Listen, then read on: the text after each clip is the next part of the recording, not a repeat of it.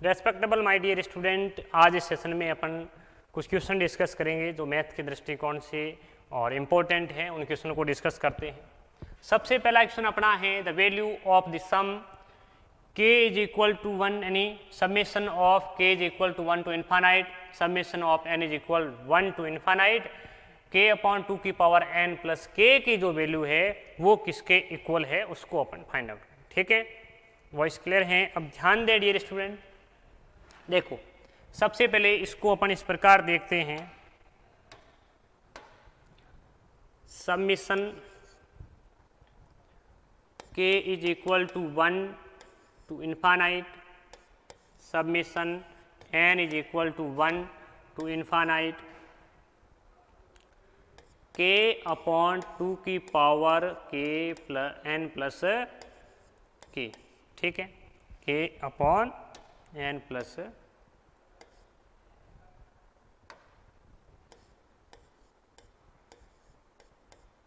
ठीक है। अब इसको अपने को सॉल्व करना है, किस प्रकार करना समझो। सबसे पहले इसको अपन इस प्रकार ब्रेक करते हैं तो किसको इक्वल है, submission k is equal to 1 to infinite submission n is equal to 1 to infinite. यहाँ k अपॉन 2 की पावर k 1 अपॉन 2 की पावर n, इसको मैंने इस प्रकार लिख सकते। ठीक है, अब डियर स्टूडेंट इस बात को समझो कि ये जो k जो है k अपॉन 2 की power k summation k is equal to 1 इसके समेशन के हिसाब से तो इसको इस प्रकार करें तो अपना submission k is equal to 1 to infinite k upon 2 की पावर k।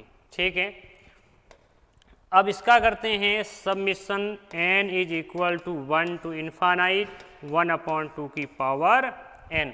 अब ध्यान दो 1 अपॉन 2 की पावर n आपके n की वैल्यू 1 बाई 2 प्लस 1 बाई 2 की पावर 2 प्लस 1 बाई 2 की पावर 3 यानी एक आपके इन्फानाइट जीपी बनती है। ठीक है, ये किस प्रकार बनेगी तो इसको मैं आगे इस प्रकार देखें तो submission k is equal to 1 to infinite k upon 2 की पावर k और इसको अपन इस प्रकार करेंगे 1 बाई 2 प्लस 1 बाई 2 की पावर 2 1 बाई 2 की पावर 3 और इस प्रकार आपके कहाँ तक इन्फानाइट। ठीक है, इस बात को क्लियर है।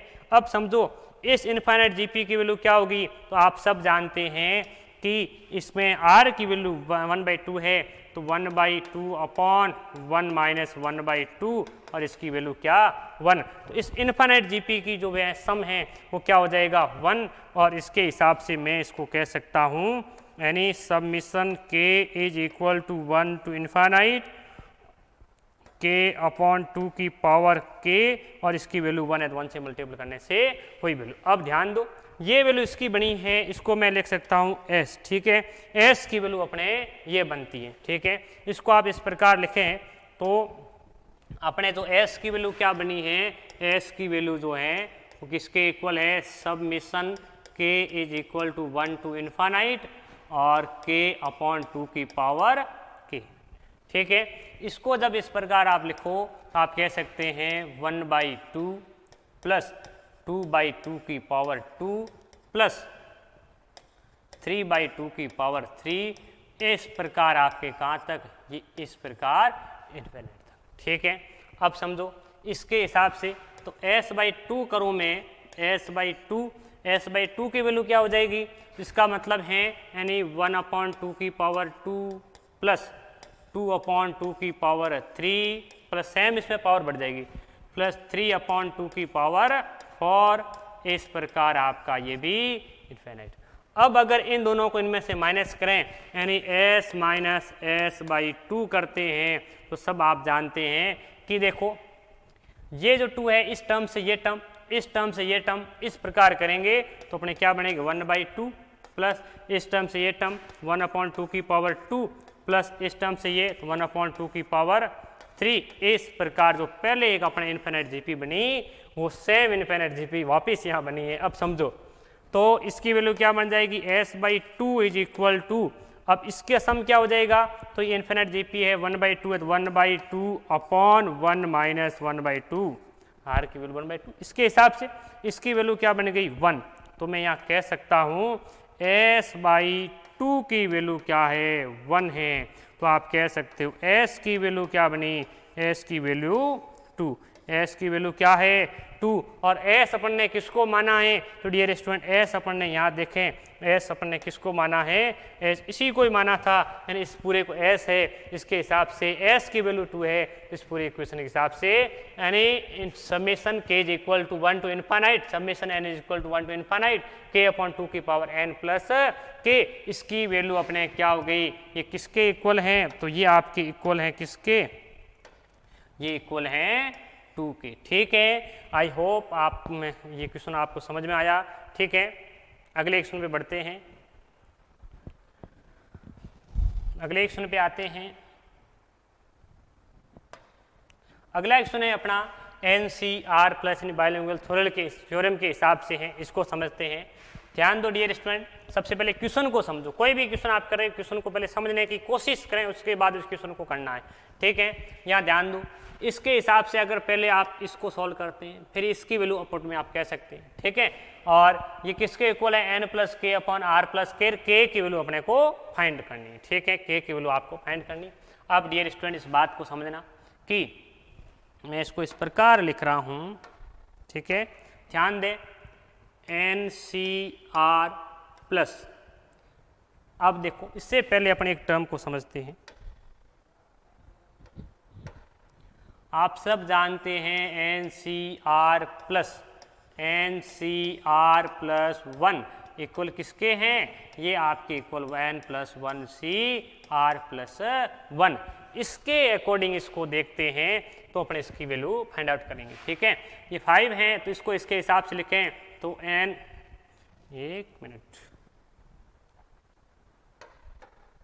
ये आपका NCR प्लस 1, 5 को ब्रेक क्यों कर रहे हैं, इसको ब्रेक करने का कारण ये है, इसके हिसाब से लिखना है। ठीक है, plus for NCR plus 1, R plus 1 की टर्म कंप्लीट, फिर इसके हिसाब से लिखते हैं for NCR plus 2, R plus 2 की यहाँ टर्म आ गई, फिर अगली 6 NCR प्लस 2, क्यों, R प्लस 2 की टर्म में 10 है। ठीक है, इसके हिसाब से अगले पे बढ़ते हैं, फिर 6 NCR प्लस 3 और 3 के साथ फिर 4 NCR प्लस 3, और अब देखो यहाँ तक कंप्लीट हो गए, अब 5 वाले टर्म पे आते हैं। ठीक है, फिर 4 NCR प्लस 3 प्लस, अब ये देखो 4 की एक टर्म इसके साथ हो गई।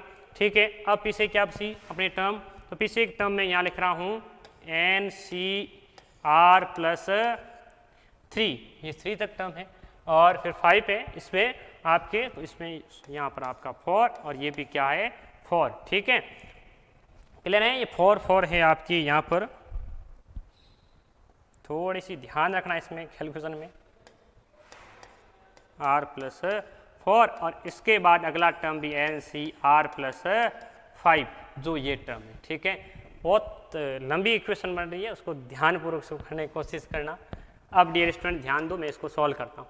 अब ये टर्म इसके अकॉर्डिंग, ठीक है, फिर ये, फिर ये, फिर ये और फिर ये, अब इसको आप सॉल्व करोगे, एक इक्वेशन सॉल्व अपने आप समझ में आ जाएगी चीज। ठीक है, तो इसको करेंगे तो अपने n प्लस 1 CR प्लस 1। ठीक है, अगला for n plus 1 CR plus 2। ठीक है, अगला 6n प्लस 1 CR प्लस 3, एक सीक्वेंस में बन रही है, आप इसमें कोई भूल की कोशिश नहीं है। ठीक है, फिर अगला आपके 4NCR प्लस 4 और फिर अगला जो 5 का टर्म है तो NCR प्लस 5, इसमें देखो ध्यान रखना n प्लस 1। ठीक है, यहाँ तक क्लियर है। अब ध्यान दो, इसके अकॉर्डिंग करेंगे। अब वापिस जो मैंने पहले से रूल किया उसके हिसाब से देखो, तो यहाँ क्या है n प्लस 1 CR प्लस 1, इसके साथ रखते हैं plus n plus 1 CR plus 2, फिर रिमेनिंग क्या है 3n प्लस 1 CR प्लस 2। ठीक है, R प्लस 2 की टर्म कंप्लीट, फिर इस पे आते हैं 3n प्लस 1 CR प्लस 3, एक एक इसमें पॉइंट, एक सीक्वेंस समझ गए, पूरी सीक्वेंस समझ में आएगी। ठीक है, फिर इसके साथ 3n plus 1 C R plus 3 वाली कंप्लीट होगी दोनों 6 के हिसाब से। फिर अगली जो टर्म है 4 की, ठीक है, उसको 3 के साथ लिखेंगे तो 3 की टर्म है। अब ये क्यों लिख रहे हैं ये वापस 3 फिर वापस n plus 1 C R plus 4। अब 4 की टर्म ये आ गई, फिर रिमेनिंग आप क्या बच गई n plus 1 C R plus 4 और फिर n plus 1 C R plus 5, ठीक है यहाँ तक। अब देखो इसको इक्वल, इसको इक्वल, फिर इसको, ठीक है। इसके अकॉर्डिंग अब ध्यान दो सभी स्टूडेंट इस बात पे कि यहाँ पर आपके n प्लस 2, n प्लस 1 है 2 सी आर प्लस 2 प्लस यहाँ के बाद में ये जो अपॉन वाले टर्म इसको भी इस प्रकार करना है, ठीक है।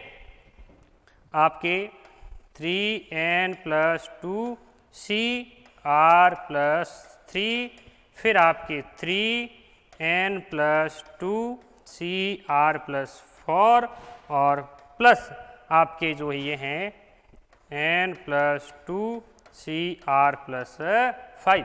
अब इसको समझना बोर्ड के हिसाब से भी काफ़ी कम है, तो n plus 2 R plus 2 n plus 2 3 और c, ठीक है। अब इसको मैं अगले पेज पे करने की कोशिश करता हूँ, ठीक है। अब समझना टर्म क्या थी n plus 2 C R plus 2, ठीक है। देख लो वापिस इसको, यहाँ पर थी n प्लस 2 आर प्लस 2, ठीक है। इसके हिसाब से plus 3n plus 2 C R plus 3 plus 3n plus 2 C R plus 4 plus n plus 2 C R plus 5, ठीक है।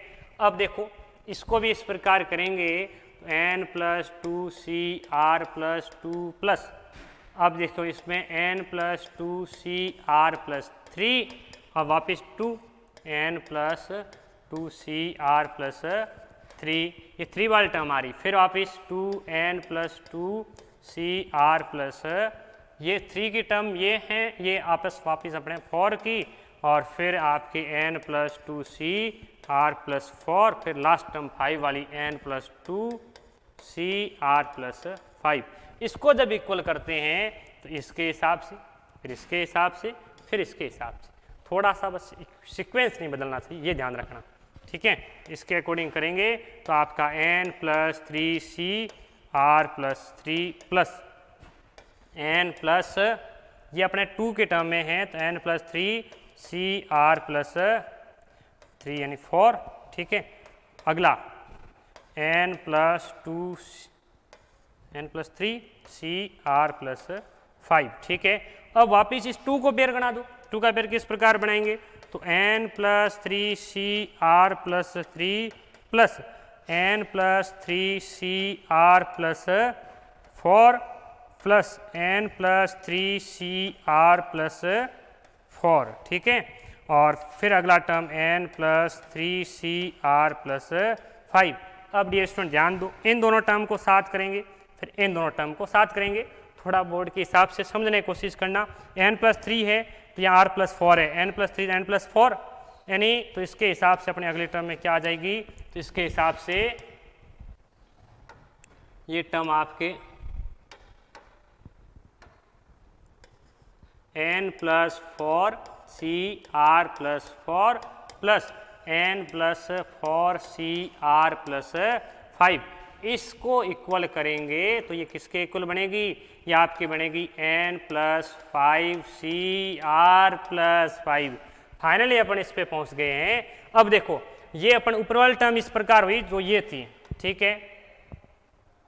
अब इसकी जो ये टर्म थी ये टर्म आपके सॉल्व हो गई, इसके हिसाब से ये इसमें आपके क्या है, इसमें r प्लस 4 के हिसाब से है तो इसमें इस प्रकार क्या होगी आपकी टर्म ये भी आपके, एक मिनट रुकना डियर स्टूडेंट, ये ठीक है।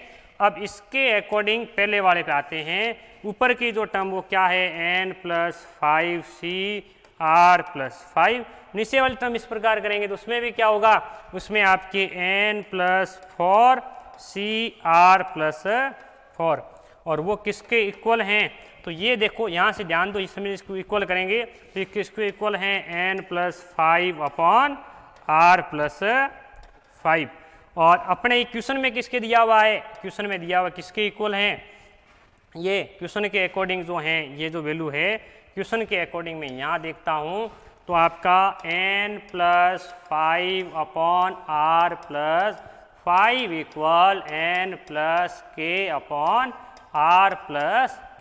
और वैल्यू किसकी ज्ञात करनी है, k की। अब आपके फाइनली k की वैल्यू पे आप पहुंच गए हो और k की वैल्यू क्या बन गई, k = 5। ठीक है, k = 5। डियर स्टूडेंट, इस क्वेश्चन को इस प्रकार अपन ने सॉल्व किया और k की वैल्यू क्या आ गई, 5।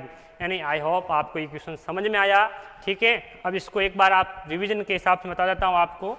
ठीक है, देखो सबसे पहले इस बात को गौर करना। ठीक है, NCR+NCR+1 n+1CR+1। ठीक है, इसको करते हैं तो इसके हिसाब से इस टर्म को लिखने में थोड़ा ध्यान रखना कि एक पेयर भी इसमें टूट गया तो पूरी टर्म गड़बड़ हो जाएगी। ठीक है my dear student, thank you. I hope, मुझे आशा है कि आपको ये क्वेश्चन समझ में आया और आज अपन ने क्लास में 2 क्वेश्चन डिस्कस किए। धन्यवाद। ठीक है।